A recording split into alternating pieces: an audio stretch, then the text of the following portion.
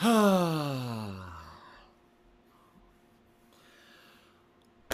and gentlemen, this video was not planned. This video was not anything that I was thinking of doing. In fact, I was hoping that tonight I could finish up a nice game. I could do a few things around the office and get stuff done. And instead, I'm making this video because I'm sorry, ladies and gentlemen, but I have to get something off my chest. I've just completed my playthrough of Broken Age, okay? And for those of you who don't know what that is, I mean, obviously I'm adding this video, I'm making this video as a special final video in my playlist of the playthrough, because no one should watch that game or play that game and not have to hear, you know what I mean, get the full story on my thoughts. I'm not going to fully review the game, because quite honestly, I don't think the game deserves a full review. What I'm going to tell you right now are my thoughts regarding this game. When I started playing Broken Age a year and a half ago, in January of 2014, I was very pleased. And the reason I was pleased is because Tim Schafer, the guy, the man, right? He was the man in the 90s of the point-and-click adventure game between the tales. Well, first of all, I think, didn't he start off with, wasn't it like a Day of the Tentacle or something like that? Like one of the original point-and-click games I never played. But I played the Secret of Monkey Island 1 and 2.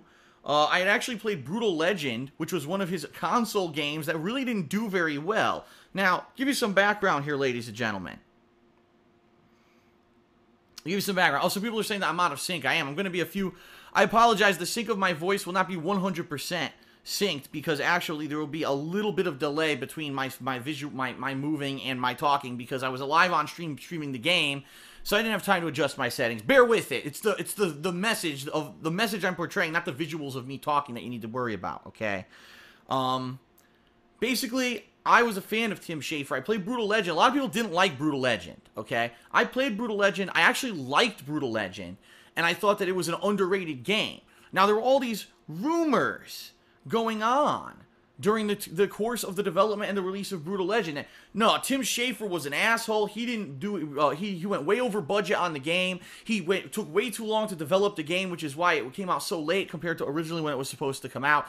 You know, and all these rumors swirled, and everyone was kind of like, but he's Tim Schafer. He's the man. He used to make all these point-and-click games, so we're gonna, trust in him to develop a good product, okay? And so when it came out, I'll be honest. Again, I was very objective. In my playing of the game, and I liked Brutal Legend, okay? So when it was announced that he was doing this new game, Broken Age, and that he needed Kickstarter backing because after Brutal Legend didn't sell up to expectations, he needed financing to make his next game, but no studio would do it. No publishing studio would give him the money to do it. So he said, well, I've got to find another way, and this is when Kickstarter, this was back in, 2012, I believe? So Kickstarter was just starting to come to the forefront, and it was just starting to become popular, a big thing. And so when he used Kickstarter to fund a game, it was like a big news. Tim Schafer, breaks free of the chains of mainstream publishers to make his next game, Broken Age. And everyone's like, wow, we're excited. What will it be? Is it going to be like Brutal Legend? He's like, no, I'm going back to my roots. I'm going to make a point-and-click adventure game. And we were all like, wow, that sounds good to us. And so finally, in early 2014, it was actually January of 2014, he comes out with this game. Now, it wasn't the whole game. It was Act 1 of Brutal Legend. Oh, God. It was Act 1 of Broken Age. I liked it. The reason I liked it was a few reasons. Number one, it had the point-and-click formula of games like Secret of Monkey Island. He really did not veer from that formula. He tried to make a throwback point-and-click game. Number two, the story was interesting. There was tons of locations, right? There was the village of Vela. There was this spaceship that Shay was on. There were all these locations throughout the spaceship, all these locations throughout Vela's town, whether it was her original town, whether it was going up to the Sky town, this place that was down on the beach. There were lots of locations. It was actually really varied. It was interesting, a big cast of characters. And by the end of you playing Act 1 of Broken Age, you were like, damn, that's pretty good. That's pretty good for a game that's a Kickstarter game. It plays like kind of almost, not a big budget game, that's for sure, because this day and age, big budget games are crazy, but it was pretty good. And so everyone was like, great, when's Act 2, and how many episodes will this be? Is it going to be an episodic game or whatever? And then it was never announced. When is this game coming out? We all, Kickstarter backers throw tons of money into this game to make this game happen. And we waited, and we waited, and we waited, and we waited, and we fucking waited and waited and waited for Act 2 to finally come out of Broken Age. Now, it needs to be said what happened in the meantime, because I talked about it on the pre-stream before I even started playing Act 2 of Broken Age, but let me talk about it here. Tim Schafer, in the past year and a half, has proven himself to be an incredibly vocal douchebag who is completely out of touch with the gamers who funded his own game, and basically thinks that he's like some kind of a guru of goodness to the world. He's come out against Gamergate. He's come out in support of Anita Sarkeesian. He publicly lambasts people on Twitter for all kinds of things regarding feminism and stuff like that. Now, of course, you could say all this is superfluous to Broken Age. If the guy makes a good game, he makes a good game, right? But the point needs to be said that for 1.5 years, we were waiting for the rest of Broken Age and waiting and fucking waiting while he was doing all this douchebaggery, right? So maybe if he was a little less focused on being a fucking asshole who doesn't understand any of the issues actually going on in gaming culture and instead just wants to focus on what he's told because he's a gullible fucking sheep, then maybe he would have had time to finish Broken Age. But I digress. I don't know what the guy's personal life is really like. All I know is what's to the public, and to the public, he was acting like a fucking uninformed idiot. Okay? So now, fast forward to this year, earlier this year, we finally get word Broken Age Act 2 is coming out, and it's going to be the conclusion of the game. Now, some people were like, well, good, we're excited for that, and other people were kind of disappointed. They're like, so we waited all this time, and it's just going to be it? This is the end? Like, I hope that there's going to be, you know, lots of new locations, lots of new characters. You know, will it be worth the wait, the 1.5 years of waiting to finally fucking finish this game? I just finished Broken Age Act 2. I'm going to tell you, it's about a 6 to 8 hours, depending on how tricky the puzzles are to you, kind of a playthrough. And regardless of the difficulty of the puzzles, I'm not even going to include that in my final thoughts here about the game. Because, yeah, there's some puzzles that are easy, some puzzles that are kind of, you know, genius, and some that are difficult. There's one puzzle where it has to do with music that I didn't understand it. Regardless of the fact that I raged during the playthrough or all that, none of that's even going to factor into what I'm going to say right now, okay? 1.5 years Tim Schafer claimed he needed to finish the game. I just beat it.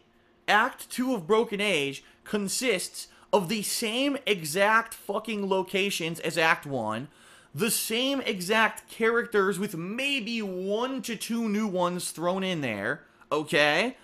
It really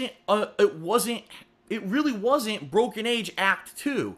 It was Broken Age Act 1.5, because you could tell they didn't have anyone redraw the things. All they did was they took the old locations and had someone edit them a little bit to make it look a little different, because things have changed since Act 1, right? The ship blew up, so now the ship's damaged, and now you have to do different stuff. Bullshit. In Monkey Island, did you return to the same areas, you know, for the second half of the game and redo everything again in a different manner? No.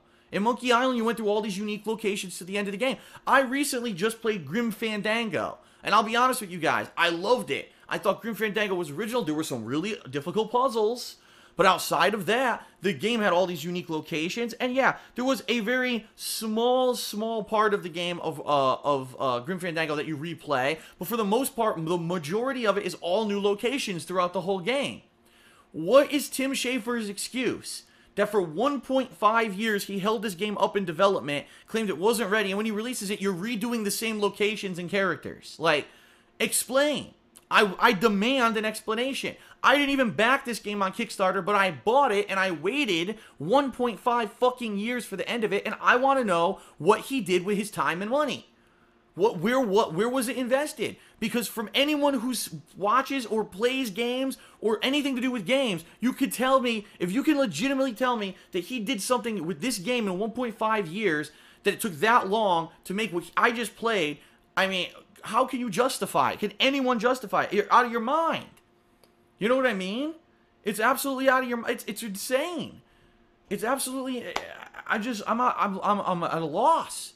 Like, and then, of course, now we gotta talk about the big elephant in the room, the ending. There's no fucking ending to the game. There's no resolution. And yes, spoiler alert, if you didn't watch the playthrough or you didn't play the game yourself, but I'm adding this video as part of the playthrough, so I'm assuming you've watched my playthrough.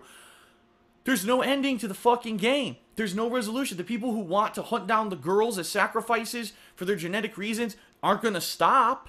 right? There's no resolution. Nothing. Who's going to stop them? They still got supposedly they've still got other resources. Maybe they have an army, a military of some sort, and they're going to invade the realm beyond the dam to take all the women in and use them as genetic experiments to fix their bodies, right? What's to fucking stop them from doing that? At the end of the game, there's 2 spaceships crash, make a bridge between this world of that they call Plague World and the Outer World. So it almost seems, if as you're playing the game, right, it almost seems that there's more to come. Like, well, this would be a perfect opportunity for Act 3, where they go inside the world and they try to, from the inside out, solve puzzles together to take down this evil regime, and they're gonna free the world from this evil, oppressive thing. It doesn't happen. The game just ends with no resolution, and then, oh, well, the cop-out is in the credits. There's little drawings, not even animations, drawings that probably took 10 minutes each by some animator of, like, little epilogue scenes where the guy who drank the juice of the fruit, oh, he now has decided to go play the arcade game that he once, got the high score on. And, oh, the metal worker is successfully making candle holders. It's like, bullshit. That's not an end. That's not an end to the game. There was no ending. The game just literally says, well, time's up, and it ends. And that is insane. And I have to say this. I have to publicly say this. If you are going to take money from your viewers, from your fans, from people who are going to invest in something you're going to put time and effort into, you better fucking put out a quality product. Alright? I myself started using Patreon this year. And the goals that I set for Patreon were based off of feedback from the viewers and fans. And people have been telling me I'm doing a great job, whether it's a new montage series, whether it's the fact that we have a new playthroughs that I only had to play 4 times for the requirements, and I played it 12 fucking times in 1 month. I've gone above and beyond because I am so incredibly grateful to the people who would say, we like what you do, we want you to continue to be successful, here's our money, do something awesome with it. And with everything, with this microphone, look, I'm doing my best to improve myself for you because you put your faith in me, both with your time and your finances. For Tim Schafer to do this with Broken Age, to have a game that's the same fucking locations, 1.5 years of development with almost nothing new in it, and then just end with no ending, he basically said, thanks for your money, fuck you, I took your money and spent it on whatever the fuck I wanted, and I don't give a shit if I could give you a quality product, because I already took your money and there's nothing you could do about it. Neener, neener, neener, I'm fucking Tim Schafer. Oh, let me go back to Twitter and insult people who support Gamergate again and tell Anita Sarkeesian how I want to fucking lick her pussy some more. It's disgusting. It's fucking disgusting. Like, there's no reason for this game to be like this. For the amount of time it was supposedly in development, this game should have been twice as good as any of the point-and-click games that Tim Schafer has made before. It should have had more locations. It should have been 20 to 30 hours long. For the amount of money that people fucking invested in it, this guy is a fucking criminal at this point. And I was a fan of Tim Schafer before I played Broken Age Act 2. He's completely made me turn a 180 on my own fucking head. And at this point, I just don't want to fucking pay attention to anything he does anymore. Seriously, like, I feel disrespected as a gamer that's bought his game. Anyone who invested Kickstarter money should be pissed off. Act 1 was great. Act 2 was a stinky fucking rough sewer-ridden shoe full of fucking eel shit. Like, that was terrible. I can't believe the dichotomy between Act 1 being all new and promising and a fun plot and original characters, and then Act 2, the same places, the same characters, no real good legitimate explanation, no ending, fuck you, I have your money anyway, fuck you, I'm Tim Schafer. I mean, wow, dude. Like, seriously, I'm done. I don't care if Tim Schafer gets a big budget and makes the best game ever made. I'm not playing it. I'm done. He doesn't deserve another dollar from me. He doesn't deserve another dollar from you. And the bottom line is, hopefully, this game's so fucking shitty in Act 2 that people now will not finance his shit anymore. You know what? Maybe if he had something worth financing, a big budget production studio would finance it. Maybe he was an asshole during the development of Brutal Legend. Maybe he did be real fucking lazy and wasn't working on the timetable he had promised and didn't really give a shit, but the publisher came down on him and said, well, no, you promised, we gave you the money, and he's like,